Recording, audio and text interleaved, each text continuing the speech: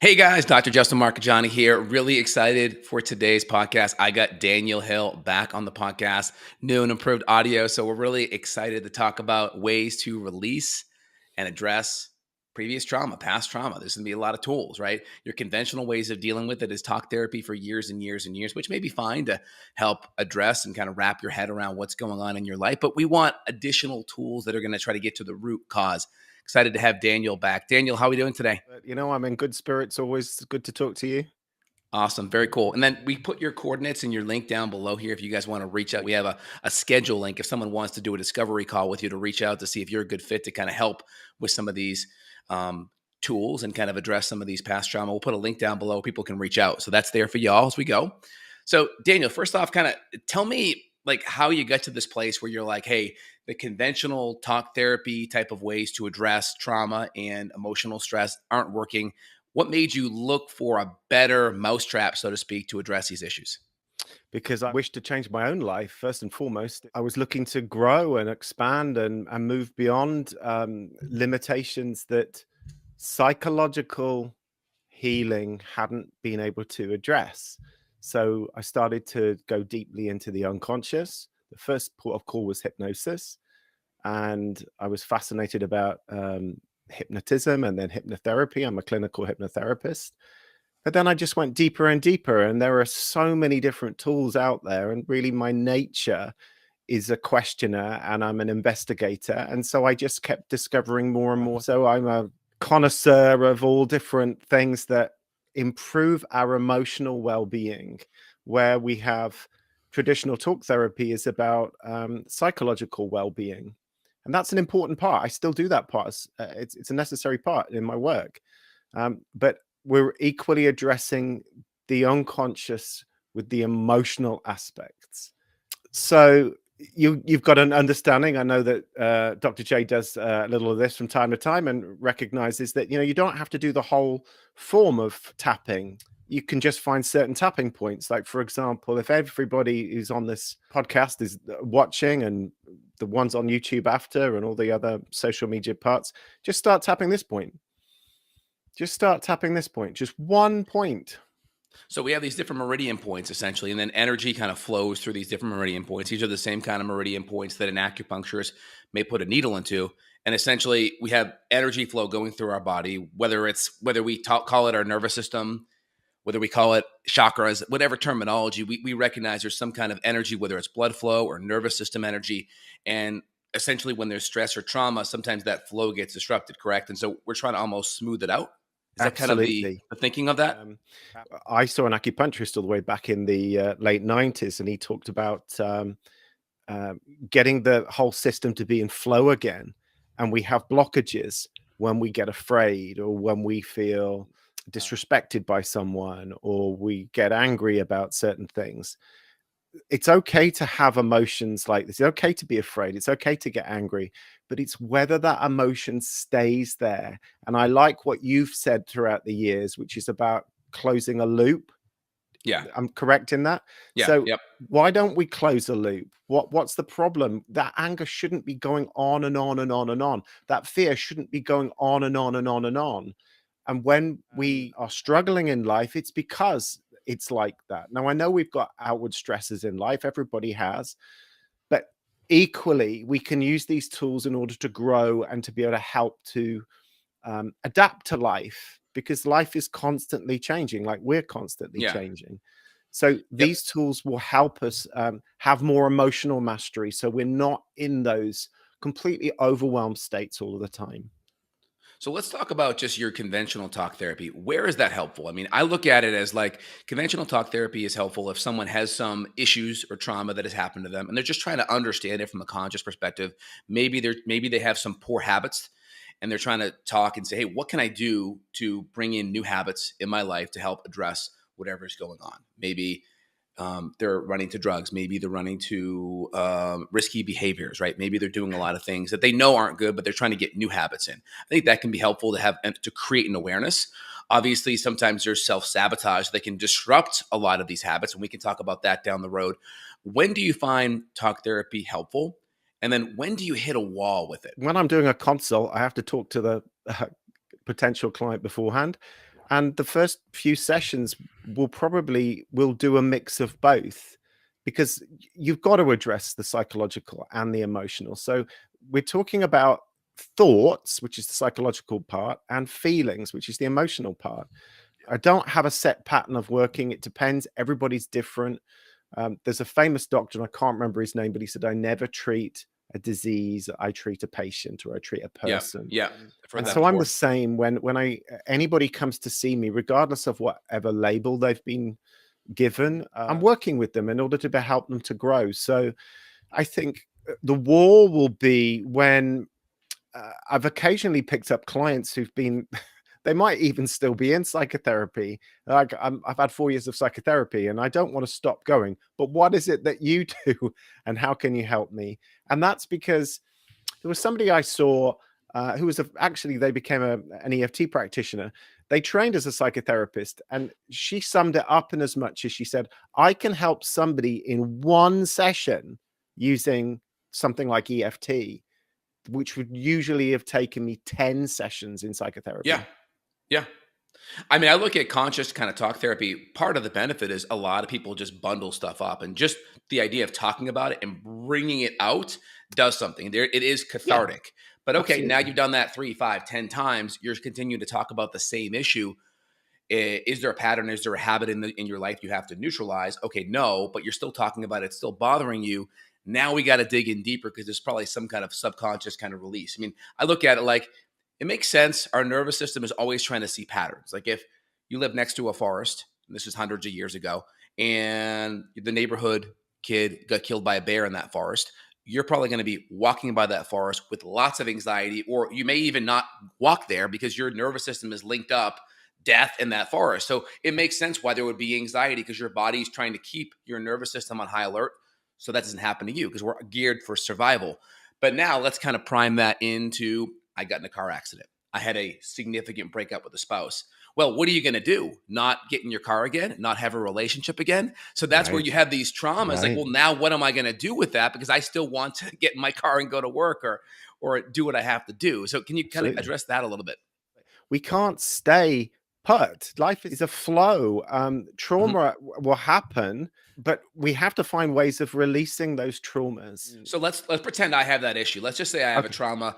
I got in a car accident, right? Yeah. I have this trauma. I go into my car. I am on the highway. I'm anxious. Maybe it's a plane. Maybe it's a car, right? Right. My heart's going crazy. My blood pressure goes up. I'm feeling stressed. I'm breathing heavy. I'm coming to you for help. Walk me through that. Like, how does this interaction look? Okay. So I would say on a 0 to 10, how much does that affect you? I would So say it's affecting me 8, 9 out of 10. Every yeah, time I go in a car, I go on a plane, I am so stressed to get to where I have to go. It makes and me most not want to get in my car and get on a plane. absolutely most clients who come to see me, I get them to design a piece list. And that's a piece list Mm, of things in the past, also things in the present, and maybe fears you've got in the future. And I would say put it down as a bullet point statement. I'm afraid of driving on the freeway, for example. yeah. And then I'd say, right, give that a number, 0 to 10, and it would be either a 10 or a 9. Most people's piece list starts at that level. And we just start using these techniques and these tools to bring that 9 or that 10. Sometimes people will put down like 20, and I say, no, it could only be 10. No, no, Only no, be it's a, 10, it's a right. 20 out of 10, I can Yeah. assure you. Um, and we're using these tools to bring that number down. Whereas conventional talking therapy would be saying, okay, so what is it specifically that you're afraid of when you're going on the freeway? With these techniques, you don't need to be consciously talking so much. So you can be tapping using something like EFT, or another technique called havening. There's another Yeah. technique called EMDR. I do a version of that, which is called EMIT, eye movement integration therapy. There are Yeah. so many different things that you can use. And when you get your client to think about that thing that they are triggered by, so we're actually attempting to get you to go into your 8 or a 9 or a 10 and use these techniques. It directly works on the hippocampus, on the amygdala, on some part of the deep midbrain. There's some part where the unconscious stores memory, and it opens it up and it And I releases it. noticed too, when you do that, right, you're essentially kind of engaging in talk therapy in a way.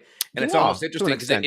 if you engage in that talk therapy, you're almost bringing that person to that 8 or 9 or 10 by just talking about it. So you can see Yeah. to some certain degree when there is a trauma, sometimes just talking about it actually makes it worse if that's all you're doing, right? Would you agree? Yes, because you can Yeah, thus re-traumatize yourself. yeah. You're just if that number doesn't come down. But like you've said before, which I agree with, sometimes you can just do talking sessions with me, and you just tap at the same time, because it'll you're going to be triggering yourself by going back thinking about the Mhm. old event. And whilst you're tapping, for example, using the EFT technique, you're naturally relaxing yourself at the same time. We don't fully understand how it works. People have got various theories on it, and I'm more of a driver than a mechanic. So but I just use these techniques, and every single time, I've been doing this now nearly 17 years in a small football stadium of clients, it works, and you don't question why it works. It's just like, okay, it works. Yeah, this is the technique. This is how you use Yeah. it. This is how So I you find, start. like you mentioned, right? When I'm stressed and I feel the need, sometimes it's hard to go into visualization of what it is you want. You're just like, you're pissed. You just want to vent out. And I find if you're just venting, just going through and tapping on Correct. some of these points while just talking about it, I think is very helpful. That's something that can be very good. Like if you're just on your own and you're talking to yourself about your boss just really ticked you off, you could just go into the bathroom and just tap for Absolutely. 3 to 5 minutes.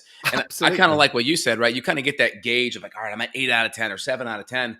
Try to get you below 5 or below 3 or so Absolutely. while you're processing it. Now, there's another component though.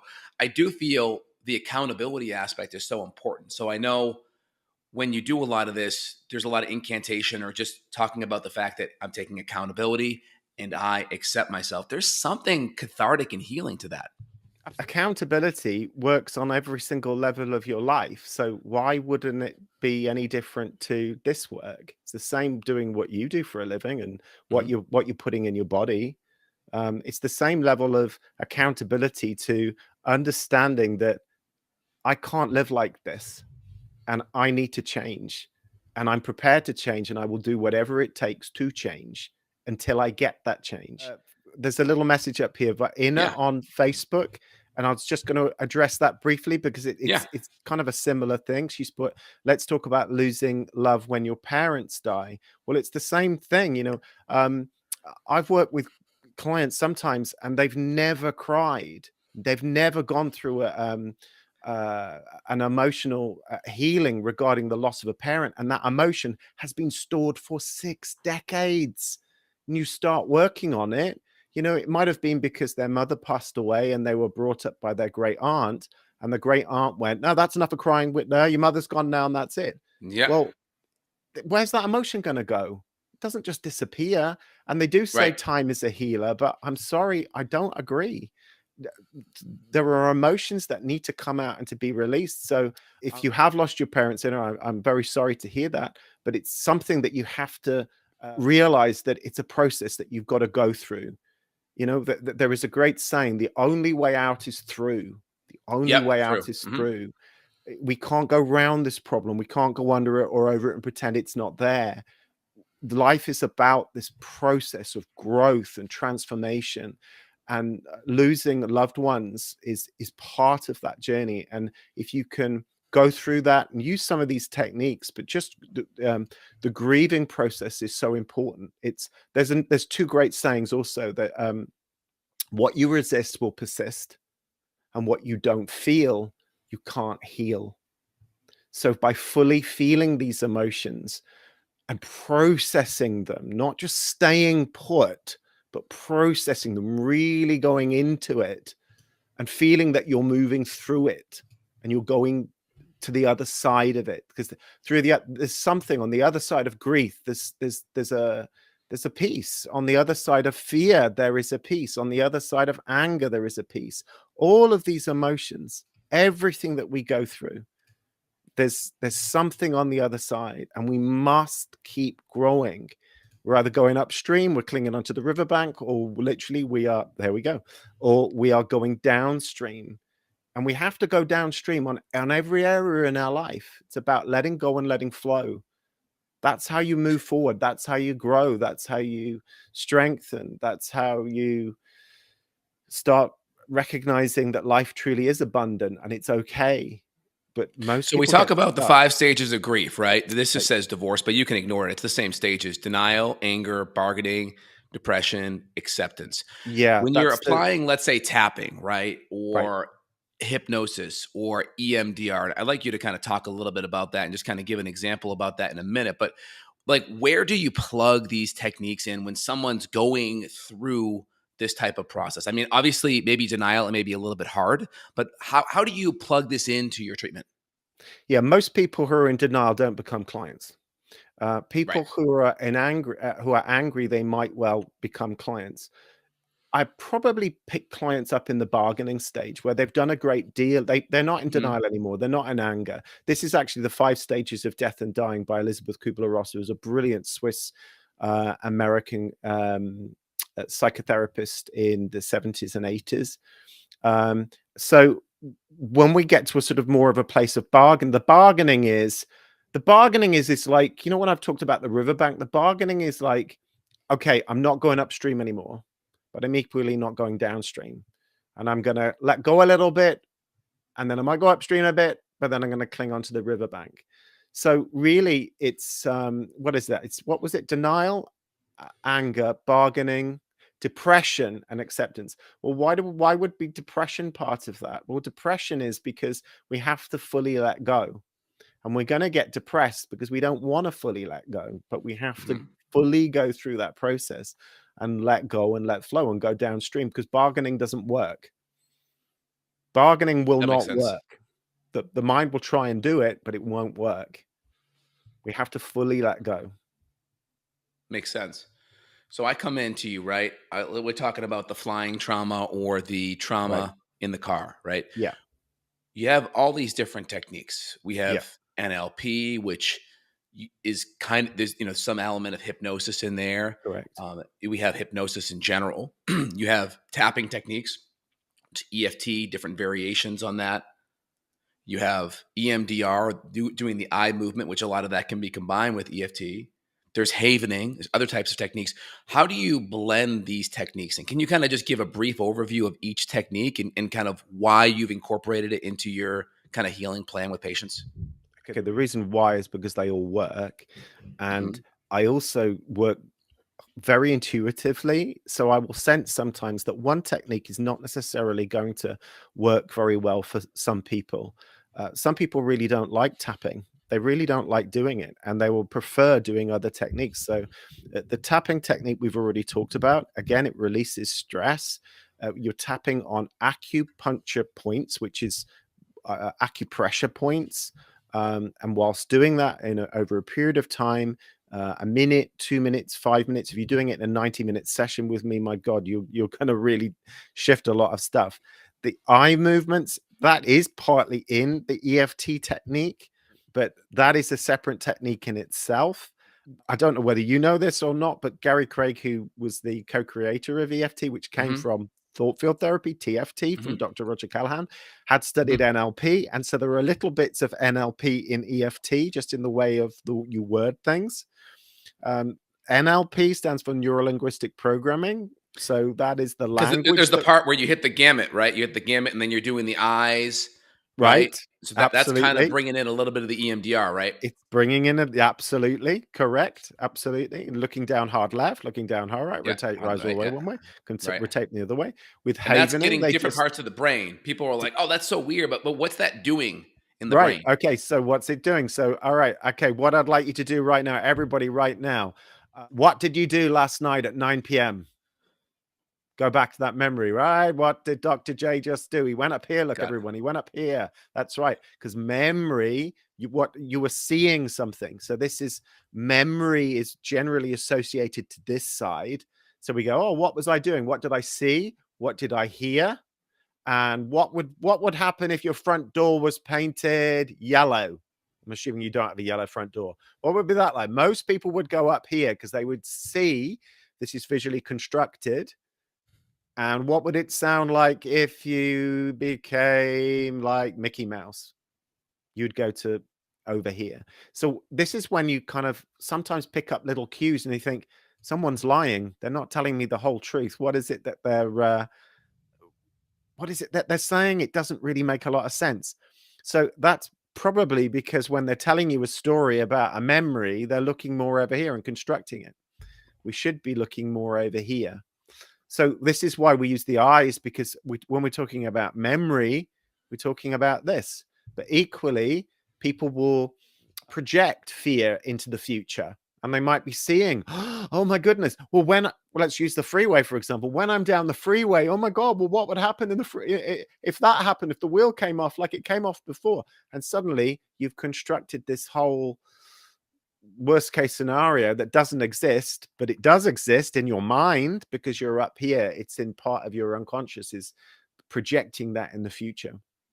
And So also really, too, we're I think scrambling the memory and the future, and we're doing it all together while we're deeply relaxing you, and we're literally rewiring the brain while we're doing this. Which is why when we're doing the EFT technique, we're humming for the creative right-hand side of the brain, and we're counting, counting backwards. That's the left-hand so you're side. constantly grabbing right and left side.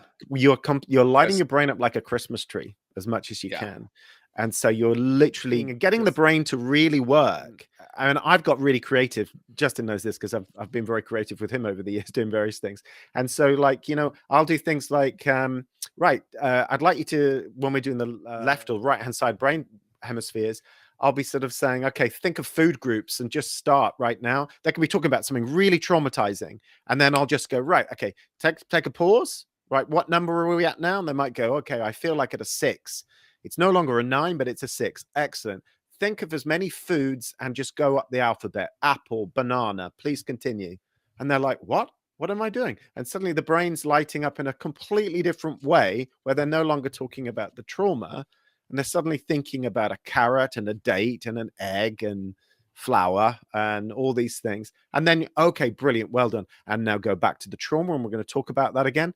And the brain's kind of really in this slightly confused place, which is what you want to do. You want to confuse it. There's something from NLP which they say we're always stuck in what we know. Think about that. We're always stuck in what we know. That's how we get stuck. Well, why won't you move any further forward? And the unconscious will have come up with, like, we talk about, the map is not the territory. So the past doesn't equal the future, but the unconscious is always saying, well, it does, because it's the only thing that I've got reference to. So we're just really confusing it, and we're really lighting it up in all different types of ways. And it's brilliant, because sometimes people will go into the future and they'll go and do something that they were once afraid of, and they'll report back to me and they're like, it was really strange. I went to go and do this thing that I'm normally afraid of, and suddenly I started thinking about what food group begins with F. Brilliant. Okay. And 0 to 10, how afraid were you? And they were like, there was virtually no anxiety. But I was thinking, what is the food group with F? Brilliant. Great. Because what you're doing was, when we have a trauma, or when we have traumas, you would say route. We say route over here. So there's a route that goes from the trauma all the way down, all the way into a kind of neural net, in order to then produce a response. But what if we could just change those paths? So we have so there's the trauma response, but then it doesn't go down the same paths anymore. It goes down all these other different paths. And some of those paths go to peace, go to well-being. They go to empowerment.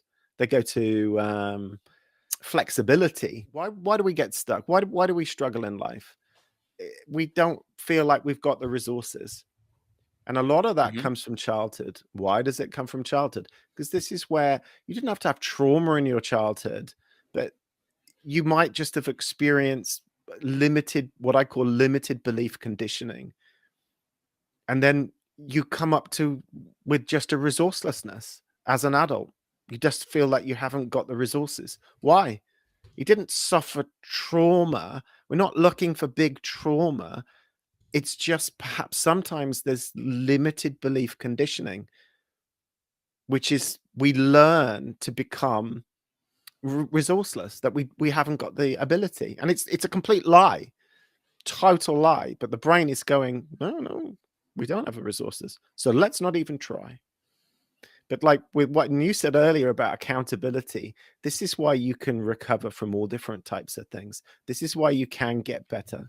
This is why you can become more confident and stronger, because you need to have that accountability with yourself that you're not going to be this victim anymore. You're not going to struggle anymore. You're going to face this. And the only way out is through. And everybody's brain is capable of this wonderful word. Somebody's just put, oh, got it. Brilliant. Good. Neuroplasticity. You all know what that is, I'm sure.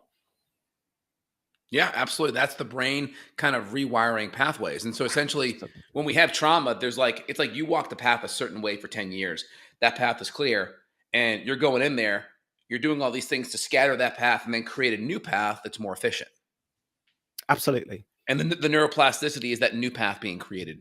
Absolutely. What are we doing when we're healing? What are we doing when we're healing? The old neural pathways of dis-ease. Think about the word dis-ease. Hyphenate it, unease. Got a big $130 book there which talks about all the unconscious things of illness. We literally going to wire our brain for health, wire our brain for peace, wire our brain for resourcefulness. So we become full of resources instead. We come up with options. We come up with abundant amount of resources. Correct. Yeah. Yeah. And then you can take action, and then you're going to grow. Then you're going to move forward. Yeah, I think a lot of it too is just looking at whatever trauma that I have right here in front of me. It's a healing potential. There's a growth behind it. Yes. Anytime the darkest happens in your life, the dawn is right behind. So you have to look at every opportunity as the ability to grow stronger. It's like absolutely the reason why you get strong in the gym is you get a little bit weaker, and the next 2 days you get a little bit stronger. And so if you look at it like that, and you don't take the victim path, you say, what can I do to get stronger? Now, in the physical realm, it may be sleep, hydration, maybe good food, nutrition, right? But then in the emotional realm, if it's really provoking and really stirs up trauma, we have these different techniques. And that's where it's excellent to have these in your emotional toolbox, if you will. Absolutely. Absolutely. What's something that people can just do at home? Like, obviously, they have some issues. They need a practitioner to kind of help guide them. One thing is just a little detour. I find people that are like, oh, I tried tapping before and it didn't really help. The problem with that is I find you have this issue. You think this is the issue, but you really need someone to kind of guide you a little bit more back in time, because this may be the issue that's causing this. And sometimes it's painful to explore these other deeper issues that could be the root issue. And sometimes you need someone to help guide that, because intuitively, I don't want to go there because it hurts a little bit to go there.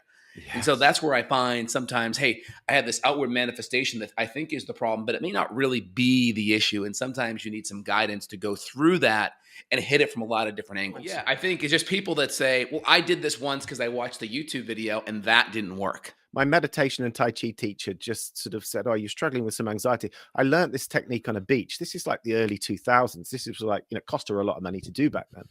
And I had a euphoric experience because Justin knows, like when you do tapping, it's like, whoa, you can yawn, you have tear ducts open sometimes, you're not crying, something's happening. It's like some energy is moving. This is a positive thing. And it was a great experience the first time. But then I thought, brilliant, this is going to be great. This is going to be easy. I'll just be using this technique and I'm going to manifest anything I want and I'm going to be moving forward and it's going to be great. Except it wasn't as great when I worked on myself, because the unconscious does something called sabotage. Why does the unconscious sabotage? Because the unconscious doesn't want to go to these new places.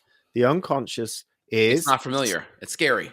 It's stuck in what it knows. And do you remember what I said before? We're always stuck in what we know.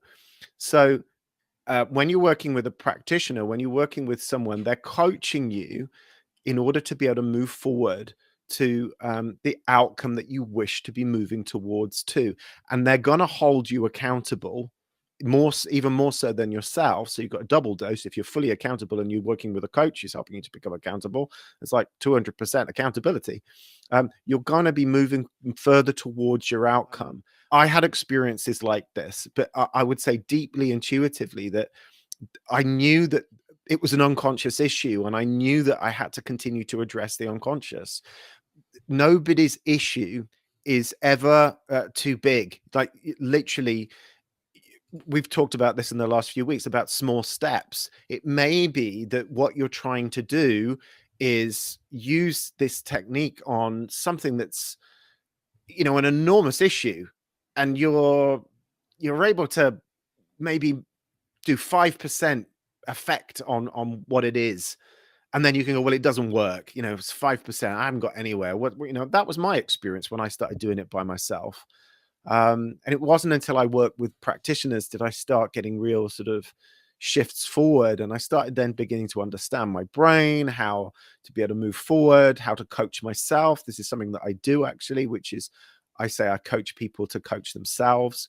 And so you can begin to, there's a good phrase, which is learn how to master your mind rather than have your mind master you. Right. Because the mind wants to master us all of the time. It's constantly Right. trying to sort of be boss. I do understand that when some people come into this, they'll go, well, I've tried it, it's no good. And it may be Well, that literally you're so toxic with so much stuff that it would be a bit like, I remember my acupuncturist once saying to me, he talked about, he said I needed to drink more water.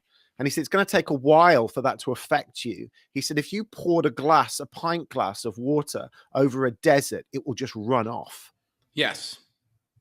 You know, it's going Totally to take a makes sense. long time for that to really be saturated. And it's the same with these kind of issues. Like the unconscious can be so protective of itself. You start doing these techniques and it will be like water off a duck's back. It's not getting really in there. It's doing something to the surface, but it's not getting in there. And that's where we literally have to keep doing it and doing it and doing it. And we're softening up that ground. We're softening up that unconscious. It's because it's like medieval castle. It's got the portcullis down. It's got the drawbridge up. It's like going, no, no, no, no, no. No one's getting in here. No one's getting in here. Not Yeah. even EFTs getting in Yeah. here. Well, I it's am just the super idea that resistant. if you went to the gym and you're like, I want big biceps, and you did one set, a couple sets for one workout, you wouldn't be like, hey, I want rock solid, Absolutely. biceps. There's got to be an expectation. There's only so much you can receive. And I kind of look at, I heard this analogy years ago. It's the pickle jar analogy. Take a pickle jar, you empty it out, go fill that pickle jar with rocks, right? You fill it up to the brim. Is that full? Well, you think it's full, but yeah, it looks full. Okay, now let's try pebbles after Yeah, I it's saw full. that on Oh, I can TikTok the get other some day. pebbles in there. Yeah. I can get some pebbles. Okay, cool. I can get more in there. You think, all right, is it full now? Yes, now it's full. Now try sand. Okay, you get some sand in there. Okay, great. Is it full? Sure. Now it's 100% full. Nope. Now put some water in. And it's like, so There's a there's a little bit different more. level of There's granularity a that you little can bit get to more. a higher level each and every time. Every time. Yep. Yeah. So I And we're like all that. That like makes a lot this. of sense. We're all like this. I'm still working on myself. I'm nearly 49. I'm still working on myself, but it's okay. You know, it's a wonderful process. It's like you look after yourself. It's like it just becomes part of a way of being. Yeah, it gets easier. Like everything, it gets easier. You know, to start with, to begin with, it's like it's always going to feel, it's going to be painful. It's going to be scary. It's going to be daunting, but it gets easier. So outside of that, we have a couple other techniques I wanted to hit. We kind of hit the EMDRs or anything else you want to highlight with that. I know you do a lot of stuff where you kind of created your own techniques where you do like the clock face or you really make those eyes Right. move in a lot of different directions. Anything else you wanted to comment on regarding EMDR and kind of how you use that? I don't think so. I use EMIT, not EMDR, but it's very, very Okay. similar. Yep. There's so many different techniques that you can use. I will sometimes occasionally just, if the issue is quite stuck and everything that I've done isn't working, it's you can just start using the eye movements in a slightly different way. And occasionally you'll get there. It's the same with the tapping. I've heard if you go to sort of the 9 gamut, some Yep. people don't do that. They just do, like, I don't know if anybody's done EFT, but they'll do the EFT technique and they'll finish where they tap under the arm and they never go to the fingers or they never go to here. This is a central meridian. This is called the triple warmer, the Sanyao. Is that Yep. Sanyao, is it? But anyway, it's the 9 gamut triple warmer, and it's connected with the heart meridian, and it's a central meridian, so it's going to work on so many different areas. So it's in between the ring finger and the little finger. It doesn't matter which hand, and it's about 2 centimeters down, you take 2 fingers here and just tap here. And you can do that whilst using the eyes. If you go left, you go right, you go down, you go down, you go up, up. You can go all the way around one way. You can go all the way the other way. You can do a big Z. You can do a backward Z. You could do a wave. You could go this way. At some point, something shifts. You know, like I said at the top of the call, these things are meant to be released.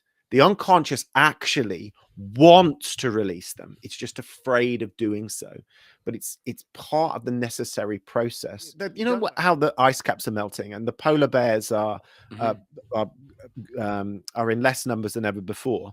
Well, whether you agree with it or not, but there's a video on YouTube, and you can see there are rangers in a helicopter, and they're going after this polar bear with a dart gun. Have you seen that video? Not. Okay. So the polar bear is an apex predator. There's no predators for the polar bear, right? Right. It's like the lion in the jungle. So there's no predators. But for the first time, it doesn't know the difference. It's not going to be shot. It's a dart gun. But just from the process of witnessing trauma being released, you can see this polar bear running away from this helicopter. They dart it. It eventually relaxes and succumbs to the anesthetic. And you witness the polar bear shaking when it's starting to come to.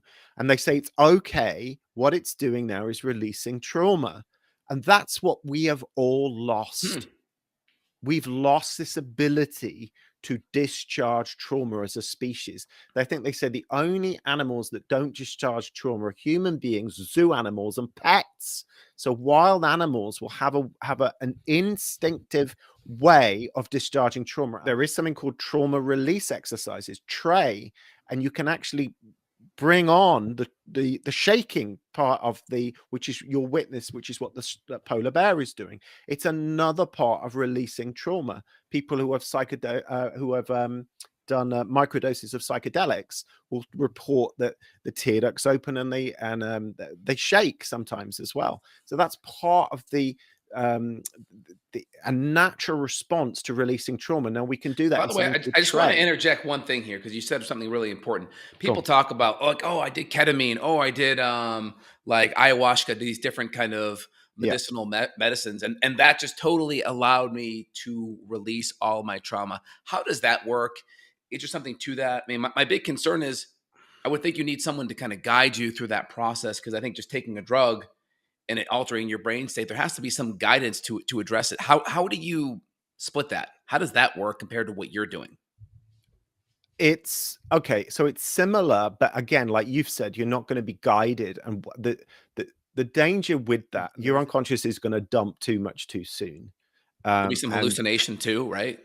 That you could literally bring on depersonalization, all different types of things. It's like eating a meal too much too soon. It's like massive meal. I mean, we've all got stuff. Even I've got stuff, and I've been working on myself for 2.5 decades, and I've got less stuff than I ever have, but I've still got stuff. And that's because I'm a human being, because I have gone through life through this process where I haven't literally shaken off every trauma that I've ever experienced in my entire life.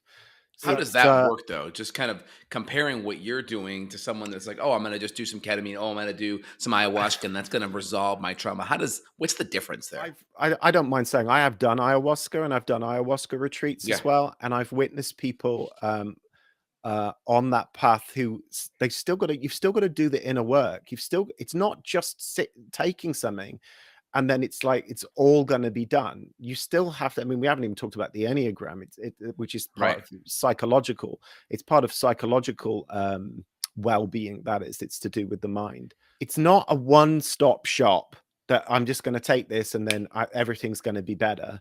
When I took ayahuasca, for example, I didn't have any release. What I experienced was a lot of peace.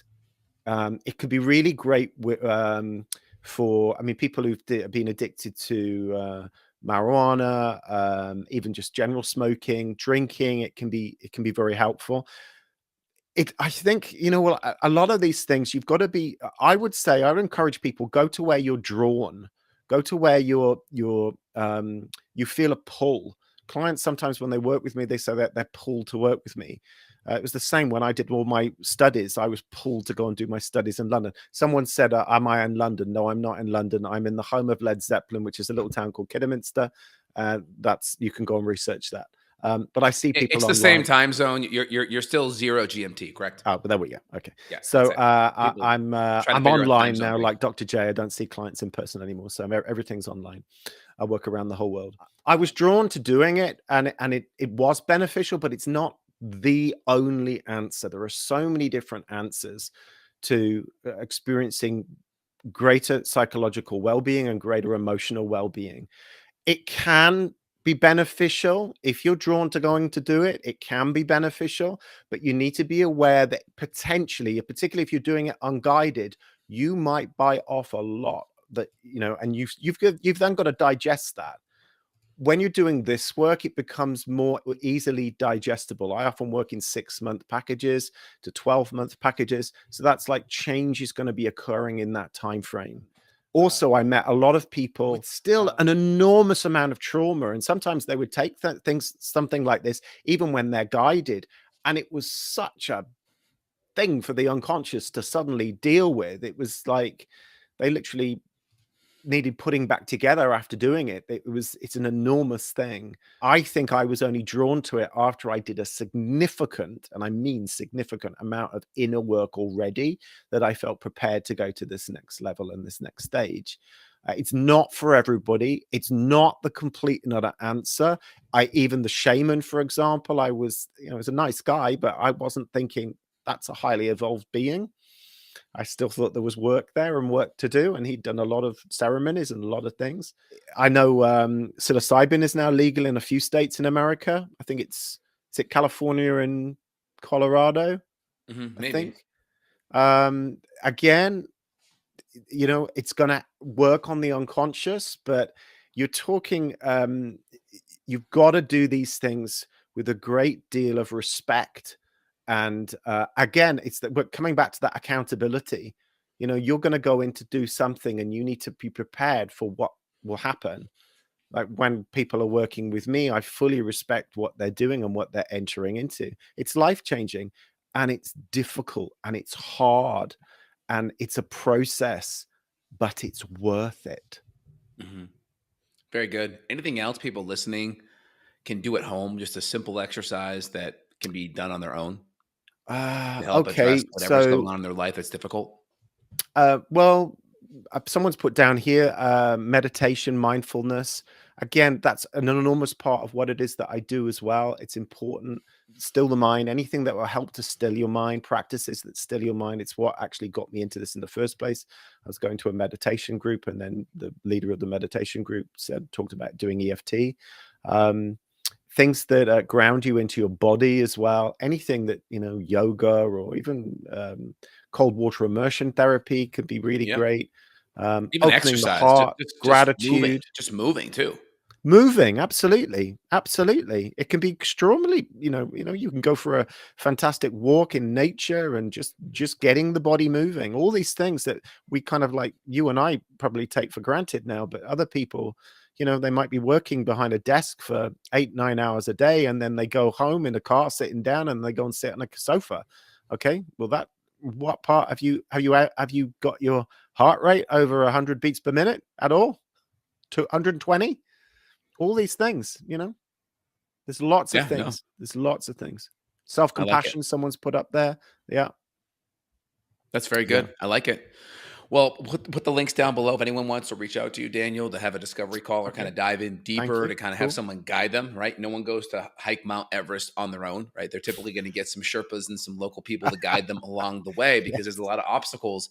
And then what do you do when you're halfway up and you're stuck, right? So it's always good to have someone guiding you in the process that's done it hundreds of times or thousands of times with other people beforehand. So I think that's always good to have that mindset. We'll put the links and coordinates down below in the link description.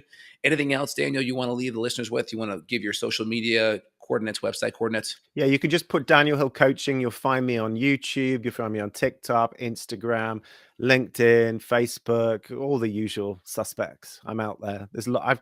I've got hundreds of videos out there. I've been doing it a long, long time now. Started in 2006. So I'm a bit of a veteran these days. I've got the gray hair to prove it. I would say, just to leave the listeners with one last thing, is really monitor your self-talk. Be a f- Make sure you would be a friend to your inner voice. In other words, most people would never be friends with someone that talked to them the same way their inner voice did. Think of all the Absolutely. doubts and negativity your inner voice may have with you. Imagine that's someone on the outside of your life, a real person. If that real person talked down to you and was that negative to you, you'd probably be like, "You're crossing my boundaries. I'm done. You're out of my life," right? Yeah. But you would accept that inner voice. So make sure that inner voice is someone that you would be friends with if they were in your life in reality. Just keep that in mind. So when that That's inner voice comes in, make brilliant sure you be advice. willing to be friends with that inner voice. Yes, I think that's important. absolutely.